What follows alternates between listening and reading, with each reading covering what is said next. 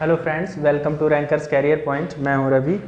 पिछले क्लास में हम लोग जो है चार्ज के बारे में डिस्कस किया था और चार्ज के बारे में काफ़ी डिटेल पढ़ रखा था। आज हम लोग जो है उससे आगे कंटिन्यू करने वाले हैं। कूलाम का नियम देखेंगे। हमारी यूपीपीसीएल TG2 के लिए जो स्पेशल क्लास चल रही है, फिलहाल उसमें हम लोग अगला टॉपिक डील करने वाले हैं, कूलाम का नियम। और ये जो टॉपिक चल रहा है ये आपको फिलहाल यूपीपीसीएल TG2 के बच्चे भी इसे पढ़ सकते हैं। जेई के भी बच्चों के लिए काफ़ी हेल्पफुल होगा। जो बच्चे देखना चाहें इसे बड़े आराम से देख सकते हैं। काफ़ी कॉन्सेप्ट उनके बहुत छोटी छोटी बातें क्लियर होंगी जो अक्सर एग्जाम में पूछी जाती हैं और बच्चों को पता नहीं होता है। तो फाइनली हम लोग बात करते हैं कूलाम के नियम पर। देखेंगे कूलाम का नियम क्या होता है, इसको समझेंगे किस तरीके से कूलाम का नियम चार्ज के मध्य जो लगने वाला फोर्स है उसके बारे में डिफाइन किया गया है। तो सबसे पहली बात तो हम लोग ये देखते हैं कि यदि दो चार्ज है, हमारे पास दो चार्ज हैं और समान चार्ज है, मतलब पॉजिटिव पॉजिटिव है, दो चार्ज हैं पॉजिटिव पॉजिटिव, तो इनके मध्य किस टाइप का फोर्स लगता है ये भी कूलाम के नियम के अंतर्गत ही आता है। देखिए, दो अगर चार्ज हैं तो इनके बीच में जो फोर्स लगने वाला है, दो चार्जेज हैं, पॉजिटिव चार्जेज हैं, सेम टाइप के चार्जेज हैं, पॉजिटिव हो या निगेटिव हो। अगर दोनों चार्जेस सेम टाइप के हैं, पॉजिटिव हो या निगेटिव हो, तो इनके बीच में जो फोर्स लगने वाला उसे हम बोलते हैं प्रतिकर्षण बल। इसको हम बोलेंगे प्रतिकर्षण बल। दोनों के बीच में, मतलब सेम चार्ज के बीच में, दो समान चार्ज के बीच में, एक पॉजिटिव इधर, दोनों चार्ज के बीच में जो फोर्स लगने वाला है वो किस टाइप का लगेगा, प्रतिकर्षण बल, रिपल्सन फोर्स। और दूसरा केस आप जान लीजिए, दूसरा केस कि अगर दो डिफरेंट चार्ज हैं, विपरीत चार्ज हैं, एक प्लस है और एक माइनस है, तो इनके बीच जो बल लगने वाला है दैट इज आकर्षण बल, आकर्षण बल। ठीक है ना। अगर इसी तरीके से आपका जो है यहाँ पे माइनस प्लस हो, कहने का मतलब दो अगर डिफरेंट चार्ज है तो उनके बीच में आकर्षण बल लगेगा। ठीक है। ये कूलाम के नियम को स्टार्ट करते वक्त हम लोग बिल्कुल बेसिक इतना हमें पता होना चाहिए, इतना जानना चाहिए। अब देखिए, जब भी दो चार्ज एक पर्टिकुलर डिस्टेंस पे रखे गए हैं तो उनके बीच या तो आकर्षण बल लगेगा या तो प्रतिकर्षण बल लगेगा। ये बल आपका आकर्षण टाइप का भी हो सकता है, प्रतिकर्षण टाइप का भी हो सकता है। तो अगर आकर्षण बल है तो उसकी भी कुछ वैल्यू होगी, प्रतिकर्षण बल है तो उसकी भी कुछ वैल्यू होगी कि किस मतलब कितनी वैल्यू में है, कितना न्यूटन ये बल है। तो ये अगर हमें फाइंड आउट करना है तो इसके लिए कूलाम का नियम आया। कूलाम के नियम ने ये बताया कि अगर दो चार्जेस हैं तो इनके बीच में जो आकर्षण या प्रतिकर्षण बल लग रहा है वो कितना होगा, मतलब आकर्षण टाइप का होगा या प्रतिकर्षण टाइप का होगा, ये तो डिपेंड करेगा चार्जेस टाइप पर। अगर चार्ज हमारे जो आवेश हैं वो दोनों सेम है तो सेम चार्ज के बीच में प्रतिकर्षण बल, और अगर विपरीत चार्ज है तो उनके बीच में आकर्षण बल लगने वाला है। ठीक है। तो ये बात तो यहाँ से हमें क्लियर हो गई। अब हमें ध्यान क्या देना है यहाँ पे कि जो लगने वाला बल है उसकी प्रकृति आकर्षण टाइप है या प्रतिकर्षण टाइप है, इससे मैटर नहीं करता, ये मैटर नहीं करता कितना होगा, ये चीज हमें देखना है। ठीक है। तो ये चीज हमें देखना है। चलिए देखते हैं क्या कहा फिलहाल कूलाम के नियम में क्या कहा गया है। कूलाम का जो फिलहाल पहला नियम है, फर्स्ट लॉ जो है कूलाम का, इसमें पहली बात तो ये जानिए कि अगर दो चार्जेस हमारे पास Q1 और Q2 किसी r डिस्टेंस पे प्लेस है, मतलब एक दूसरे के बीच का जो डिस्टेंस है वो कितना है, r है, तो यहाँ पे जो लगने वाला फोर्स होगा F is directly proportional to Q1 and Q2। मतलब आप सीधे कह सकते हैं किन्हीं दो चार्जों Q1 और Q2, अब ये इसकी प्रकृति कैसी है, आकर्षण टाइप का है, प्रतिकर्षण टाइप का है, वो डिपेंड करता है चार्ज पॉजिटिव पॉजिटिव है या पॉजिटिव निगेटिव है। ठीक है। हमारा दो चार्ज यहाँ पे Q1 और Q2 एक पर्टिकुलर डिस्टेंस r पर रखा गया है, तो इनके बीच में जो लगने वाला फोर्स है वो डायरेक्टली प्रोपोर्शनल है दोनों चार्जेस के गुणनफल के। ठीक है। तो आप यहाँ लिखेंगे किन्हीं भी दो चार्जेस के बीच लगने वाला बल उन दोनों चार्जेस के गुणनफल के समानुपाती होता है, अर्थात डायरेक्टली प्रोपोर्शनल होता है। ठीक है। पहला नियम तो ये हो गया। दूसरा नियम क्या है, दूसरा नियम कि अगर वो चार्जेस एक दूसरे से r डिस्टेंस पे रखे गए हैं तो जो लगने वाला बल होगा, मतलब दोनों चार्जेस के बीच जो लगने वाला बल होगा वो उनके बीच की दूरी के वर्ग के व्युत्क्रमानुपाती होता है, वर्ग के व्युत्क्रमानुपाती होता है। ये आपका हो गया जो लगने वाला फोर्स है 1/r² हो गया। ठीक है। ये आपका कूलाम का दूसरा नियम है।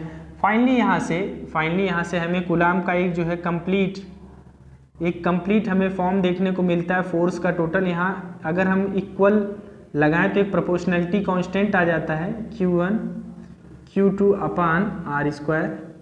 ये हमारा टोटल फोर्स हो गया। इसकी यूनिट क्या होगी आपको अच्छे से पता है, फोर्स की यूनिट क्या होती है, न्यूटन। अब देखिए इंपॉर्टेंट बात है, यहाँ K कांस्टेंट है, K कांस्टेंट की कुछ वैल्यू होती है वो हम लोग देखेंगे। K कांस्टेंट की वैल्यू होती है 1/4 पाई एप्सिलॉन या 1/4 पाई एप्सिलॉन।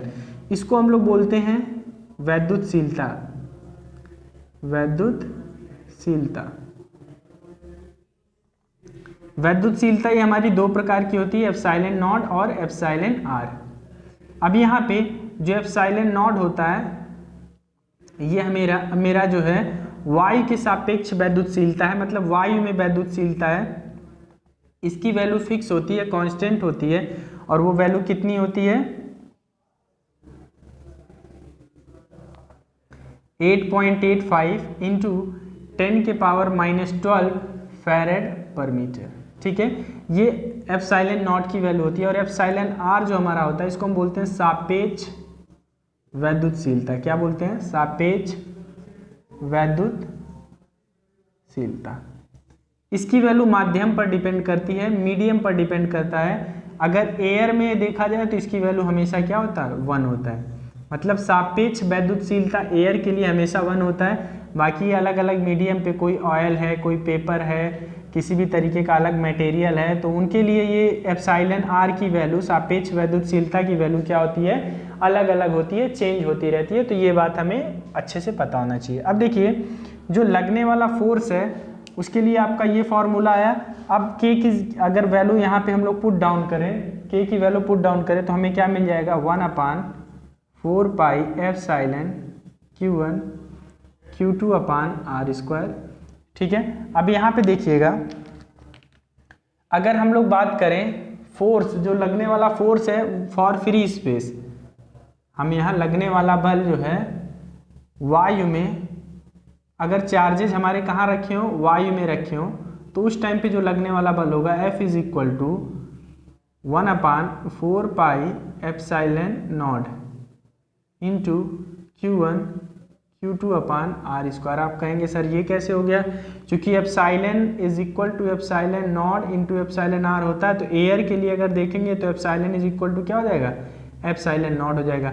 आपसे क्वेश्चन पूछा जा सकता है कि यहाँ सापेक्ष वैद्युतशीलता की यूनिट क्या होती है, तो कोई यूनिट नहीं होती है, ध्यान दीजिएगा, कोई इकाई नहीं होती, कोई मात्रक नहीं होता, क्योंकि ये सेम क्वांटिटी का रेशियो होता है, कोई मात्रक नहीं होता है।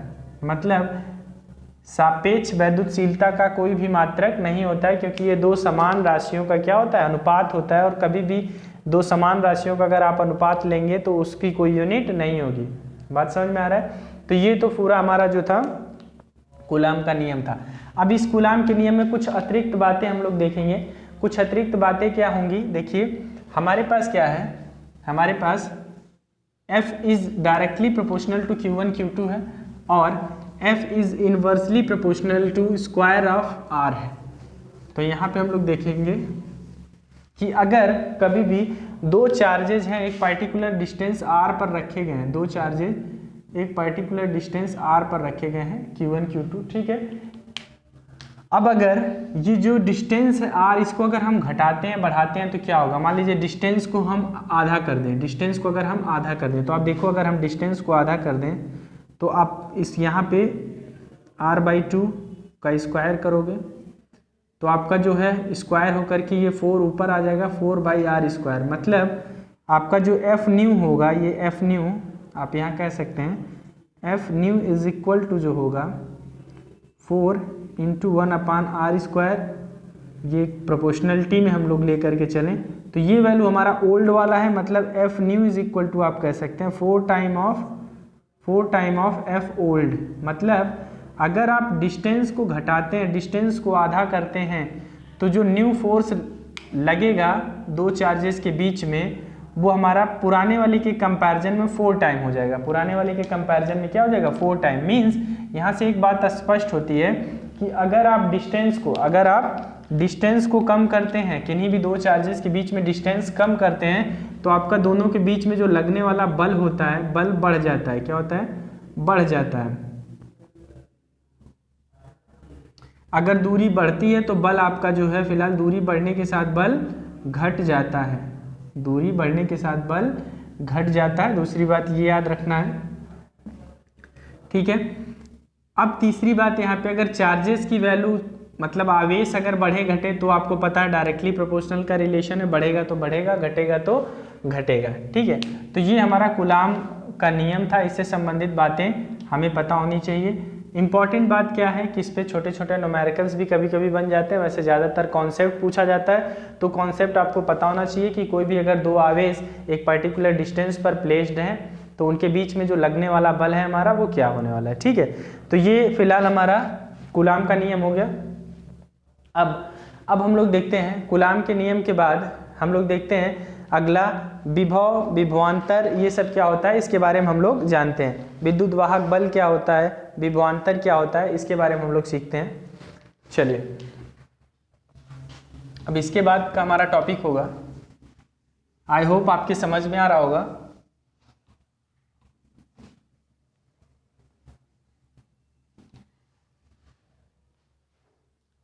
अगला हमारा जो टॉपिक होगा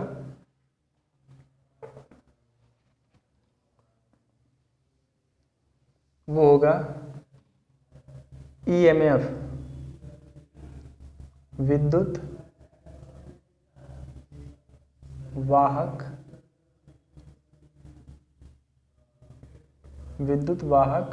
बल,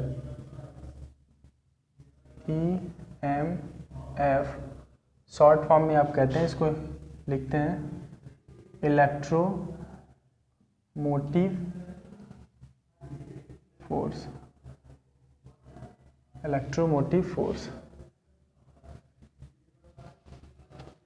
क्या बोलते हैं इसको? इलेक्ट्रोमोटिव फोर्स, विद्युत वाहक बल। अब ध्यान दीजिए यहाँ पे, इलेक्ट्रोमोटिव फोर्स एक्चुअली होता क्या है?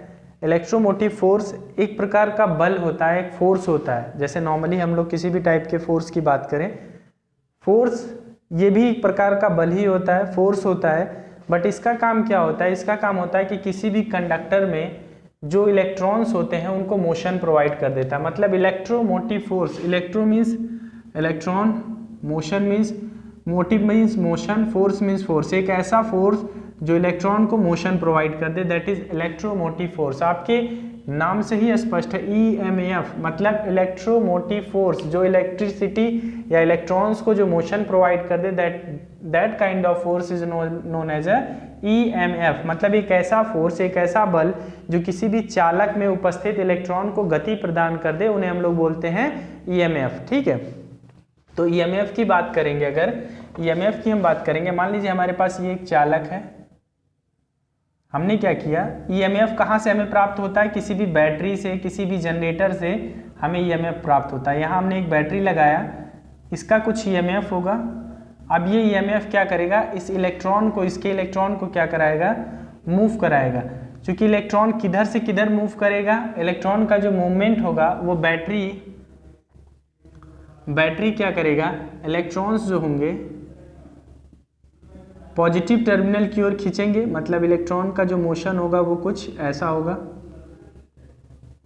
यहाँ से इलेक्ट्रॉन निकल के कंडक्टर में अंदर जाएंगे, ये इलेक्ट्रॉन का मोशन हो जाएगा, जिसकी वजह से जो करंट फ्लो होगी ये इलेक्ट्रॉन का मोशन हो जाएगा। इसकी वजह से जो करंट फ्लो होगी बैटरी से, यहाँ जो करंट निकलेगी वो कंडक्टर में जाएगी इलेक्ट्रॉनों की अपोजिट डायरेक्शन में। मतलब आई की जो डायरेक्शन होगी वो अपवर्ड होगा, मीन्स पॉजिटिव से करंट निकलेगी और फिर नेगेटिव पे आ जाएगी। क्योंकि जो इलेक्ट्रॉन्स निकल रहे हैं वो कंडक्टर से निकल के बैटरी के पॉजिटिव टर्मिनल पे जा रहे हैं। रीज़न कि यहाँ पे जो हमने बैटरी लगाया इसका अपना कुछ ईएमएफ है, और ये ईएमएफ क्या कर रहा है? फोर्स कर रहा है किसको? इलेक्ट्रॉन्स को, कि तुम यहाँ से मूव करो। अब मूव करके कहाँ जाओ?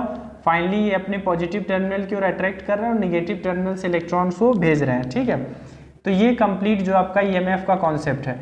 ईएमएफ जो होता है, अगर हम बात करें तो किसी भी एक जनरेटर के लिए होता है और एक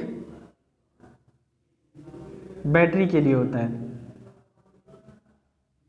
इसका कुछ अपना एक ईएमएफ होगा। अगर मान लीजिए आइडियल बैटरी है, इसका इंटरनल रेजिस्टेंस 0 है, आइडियल वोल्टेज सोर्स है, तो इसका ईएमएफ जो होता है हमेशा इसके टर्मिनल वोल्टेज के बराबर होता है। मीन्स ईएमएफ आपका टर्मिनल वोल्टेज के बराबर होता है, ये बात आपको ध्यान में रखना है, पहली चीज़। दूसरी चीज़, ईएमएफ कभी भी किसी भी सेल का, किसी भी जनरेटर का 0 नहीं होता है, नॉट इक्वल टू 0। मतलब करंट 0 हो जाए कहीं पर या कुछ भी ऐसा केस अगर आता है तो ईएमएफ कभी 0 नहीं होता है। इस सिस्टम का अपना एक पर्टिकुलर कुछ पोटेंशियल होगा, कुछ ईएमएफ होगा जो 0 नहीं होता है, जो करंट पर डिपेंड नहीं करता। करंट घटने बढ़ने से ईएमएफ आपका 0 नहीं होता। अगर इसका कुछ इंटरनल रेजिस्टेंस है तो मे बी ईएमएफ में और यहाँ टर्मिनल वोल्टेज में डिफरेंस आ सकता है।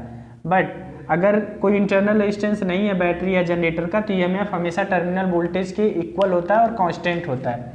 ठीक है, ईएमएफ की जो यूनिट होती है, ईएमएफ का जो मात्रक होता है, अगर हम इसके मात्रक की बात करें तो ईएमएफ का मात्रक होता है वोल्ट। ईएमएफ का जो मात्रक होता है वो वोल्ट होता है। ठीक है, ईएमएफ से रिलेटेड आपको कितनी बातें जाननी है, इसको अगर हम लोग डिनोट करें कहीं पे जनरली तो हम लोग वी अक्षर से ही फिलहाल हम लोग इसको जो है सूचित कर देते हैं। कहीं पर भी ईएमएफ को अगर हमें डिनोट करना है तो डिनोटेड बाय वी लेटर। ठीक है, डिनोटेड बाय वी लेटर। इसकी जो यूनिट होती है, यूनिट आपने देख लिया वोल्ट है। तो ईएमएफ के बारे में आपको ये बेसिक कुछ बातें याद रखनी है। ईएमएफ कभी भी 0 नहीं होता है। मींस कभी भी का क्या मतलब है, कभी भी का मतलब ये है कि जैसे करंट की वैल्यू 0 हो जाए तो ईएमएफ 0 हो जाए, ऐसा नहीं होता है। क्यों? क्योंकि कहीं पर अगर कोई सेल है इस तरीके से, ऐसे इसका अपना बैटरी का या सेल का कुछ ईएमएफ है तो यहाँ पर भी ईएमएफ होगा, जबकि करंट आप देख रहे हैं इसमें कोई भी करंट फ्लो नहीं होगी, करंट इज इक्वल टू 0 होगी। क्यों? क्योंकि करंट फ्लो होने के लिए क्लोज पाथ चाहिए होता है और ईएमएफ अगर क्लोज पाथ नहीं है, मतलब आप अगर देखेंगे तो ईएमएफ जो इसमें बैटरी में वही ईएमएफ यहाँ इन दोनों टर्मिनल्स पे भी आपको मिलेगा। अगर यहाँ पे सर्किट कंप्लीट नहीं है, क्लोज पाथ नहीं है, तो भले ही बैटरी का कुछ ईएमएफ हो। रीजन अगर बैटरी का कुछ इंटरनल रेजिस्टेंस भी यहाँ होगा स्मॉल r, तो भी यहाँ पे ईएमएफ क्या होगा, आपका जो वोल्टेज होगा यहाँ टर्मिनल पर वो ईएमएफ के बराबर होगा तब तक जब तक इसमें करंट क्या होगी, 0 होगी। जब तक इसमें करंट क्या होगा, 0 होगा। तो आपको ईएमएफ के बारे में इतनी जानकारी होनी चाहिए कि एक्चुअली ईएमएफ क्या होता है। ठीक है, तो अगर हम कभी भी ये चीज़ें देखें कि ईएमएफ का मान कांस्टेंट रहता है, क्यों रहता है कांस्टेंट, ये बातें आपको समझ में आ गई। ईएमएफ का मान कभी शून्य नहीं हो सकता, धारा प्रवाह शून्य होने पर, ये भी बात आपको समझ में आ गया। ईएमएफ का वोल्टेज क्या होता है, ईएमएफ का जो है फिलहाल यूनिट क्या होती है, वोल्ट होता है। तो इतनी बातें हमें क्लियर हो गई ईएमएफ से रिलेटेड। अब हम लोग आगे देखते हैं कि पोटेंशियल क्या होता है। बस छोटे छोटे टॉपिक्स हैं, इनके बारे में थोड़ा सा जानना जरूरी है। बच्चे बहुत कंफ्यूज होते हैं कि एक्चुअली में ईएमएफ होता क्या है, ईएमएफ को हम कैसे डिफाइन करेंगे। अगर कहीं पर हमें ईएमएफ डिफाइन करना है तो आपको बहुत बेसिक सा इतनी बात तो पता होना चाहिए। ईएमएफ आपका इलेक्ट्रोमोटिव फोर्स, एक ऐसा फोर्स जो इलेक्ट्रॉन्स को मोशन प्रोवाइड कर दे, दैट इज इलेक्ट्रोमोटिव फोर्स। अब आपको पता है कि अगर इलेक्ट्रॉन मोशन करता है तो rate of flow of charge is equal to current. जो आपका करंट होता है वो इलेक्ट्रॉनों की गति की वजह से करंट आता है। तो आप दूसरे शब्दों में कह सकते हैं ईएमएफ एक इस टाइप का फोर्स होता है जो करंट प्रवाहित करा दे कहीं पर भी क्लोज पाथ में। ठीक है, क्लोज पाथ में क्या करा दे, करंट फ्लो करा दे। तो ये तो बात हो गई ईएमएफ की। अब हम लोग बात करेंगे पोटेंशियल की। पोटेंशियल की हम लोग बात करेंगे।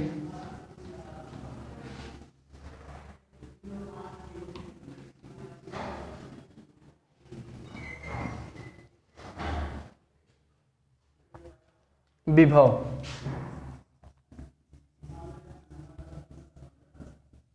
पोटेंशियल,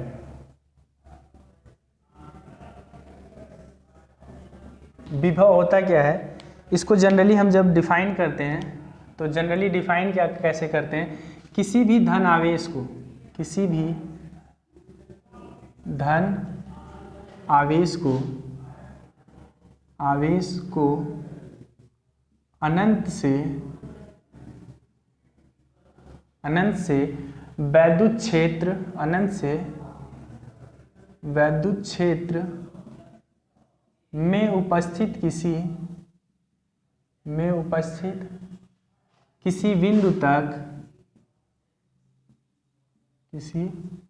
बिंदु तक लाने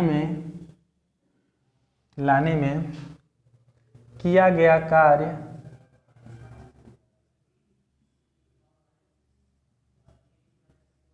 विभव कहलाता है। मतलब किसी भी धन आवेश को अनंत बिंदु, जैसे मान लीजिए यहाँ पे हमारे पास क्या है, यहाँ पे हमारे पास एक वैद्युत क्षेत्र है, यहाँ पे हमारे पास क्या है, एक वैद्युत क्षेत्र है।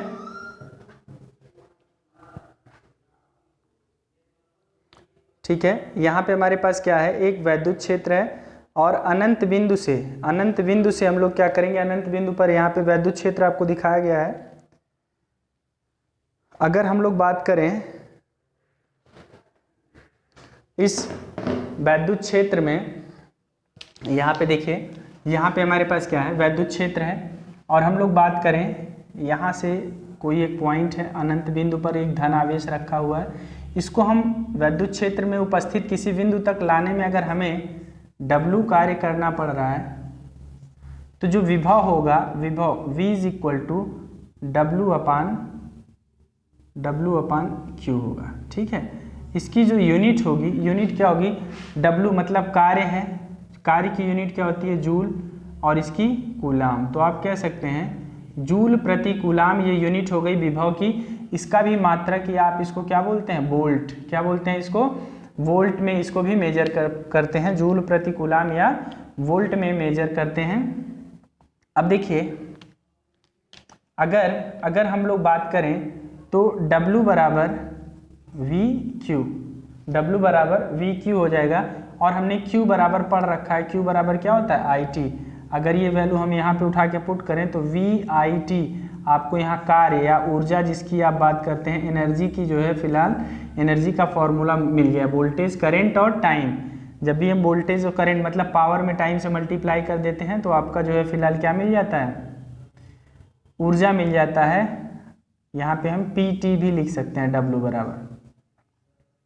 ठीक है, इसकी यूनिट जूल होती है, जूल में मेजर करते हैं, जिसको हम बोलते हैं वाट सेकेंड में जब लेते हैं तो वाट सेकेंड को हम जूल बोलते हैं, या इसी को हम लोग किलोवाट आवर में मेजर करते हैं। ठीक है, या किलोवाट, 1 किलोवाट आवर बराबर हम लोग 1 यूनिट बोलते हैं।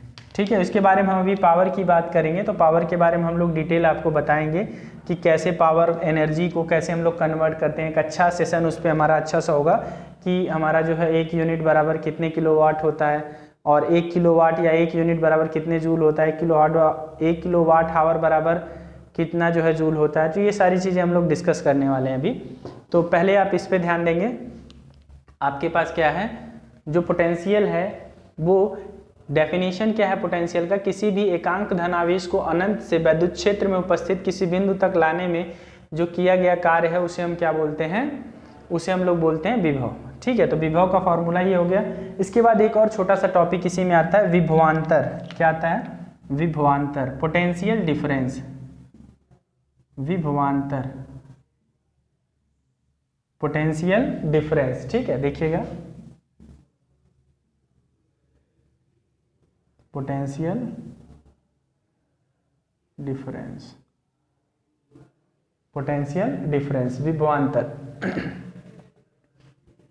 पोटेंशियल डिफरेंस, विभवांतर। विभवांतर क्या होता है, किन्हीं भी दो बिंदुओं के विभव के अंतर को हम लोग विभवांतर बोलते हैं। सामान्यतः हम क्या करें, हम लोग एक जो है फिलहाल रजिस्टिव वायर ले लें जिसका अपना एक कुछ रेजिस्टेंस हो, इसके दोनों पॉइंट्स पे अगर हम देखें कुछ विभव हो V1 और V2, तो इन दोनों का जो अंतर होगा उसे ही हम बोलेंगे विभवांतर। विभवांतर बराबर V1 माइनस V2 हो सकता है, V2 माइनस V1 हो सकता है, जो ग्रेटर होगा। ठीक है, अब यहाँ पे इंपॉर्टेंट बात क्या है, विभवांतर की भी यूनिट क्या होती है, यूनिट इसकी भी होती है वोल्ट, इसकी भी यूनिट क्या होती है, वोल्ट। अब ध्यान दीजिएगा, विभवांतर कहीं पर भी किसी एक कंपोनेंट के दोनों टर्मिनल्स पे विभवांतर लिया जाता है और विभवांतर का मान डिपेंड करता है करंट पर।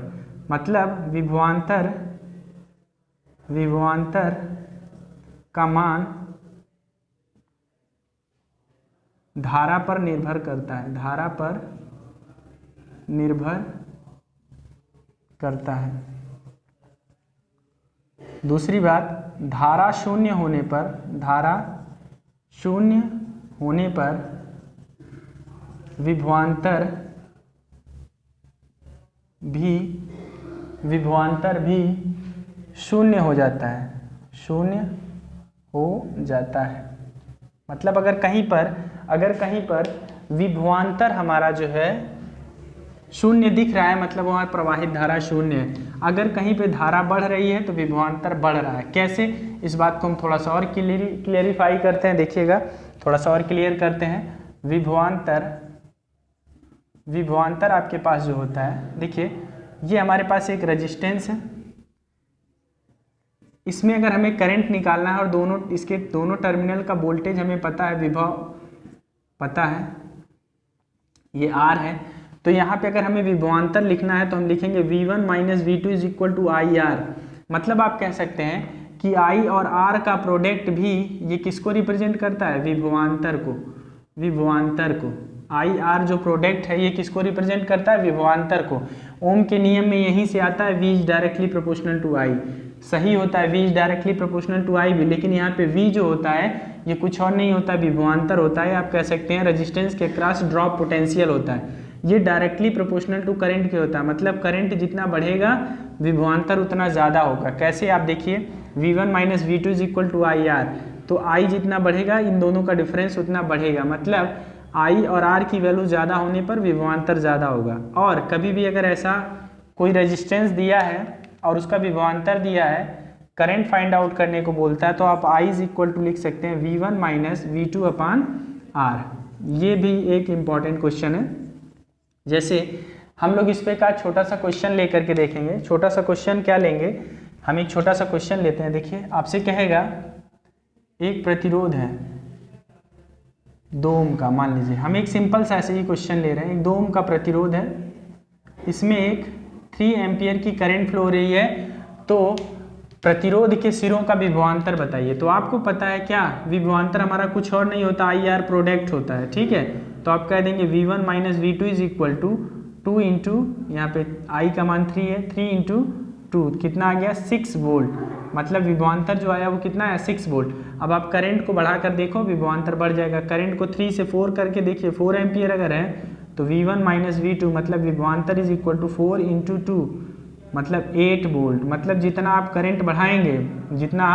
करंट बढ़ाएंगे फाइनली विभवांतर उतना ज़्यादा बढ़ जाएगा। तो कभी भी आप देखिए यहाँ पे डायरेक्टली ऐसे ही कोई रेजिस्टेंस, एक क्वेश्चन और देखते हैं। रेजिस्टेंस दिया है, इसका दोनों का टर्मिनल वोल्टेज दे रखा है और कुछ रेजिस्टेंस दे रखा है या करंट दे रखा है। रेजिस्टेंस पूछ सकता है, किसी भी टाइप से क्वेश्चन घुमा सकता है।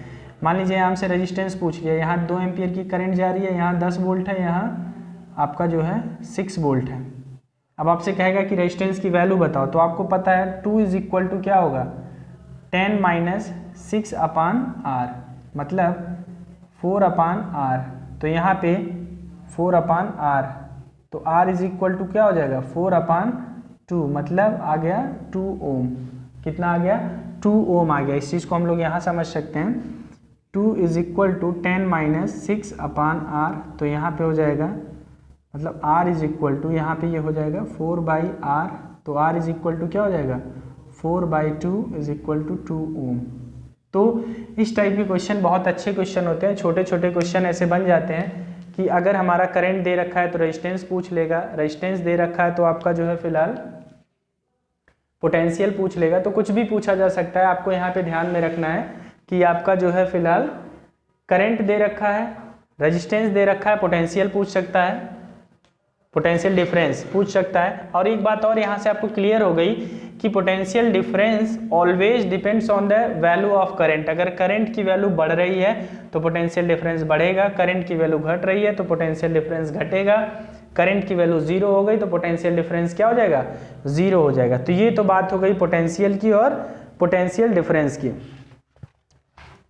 तो यहाँ पे जो है फिलहाल हमने आज कूलाम का नियम पढ़ा, पोटेंशियल देखा, ईएमएफ देखा, ठीक है, और इनसे रिलेटेड कुछ फैक्ट्स भी हमने देखा। नेक्स्ट क्लास में हम लोग जो है करंट पे बात करेंगे। आई होप लेक्चर आपको समझ में आया होगा, जो बताया गया वो आपको पसंद आएगा। फिलहाल अगर कंटेंट अच्छा लगे और लग रहा है कि इससे आप कुछ सीख रहे हैं तो फिलहाल चैनल को सब्सक्राइब, वीडियो को लाइक करना मत भूलिएगा। तो फिलहाल आज के इस वीडियो में इतना ही। Thank you so much.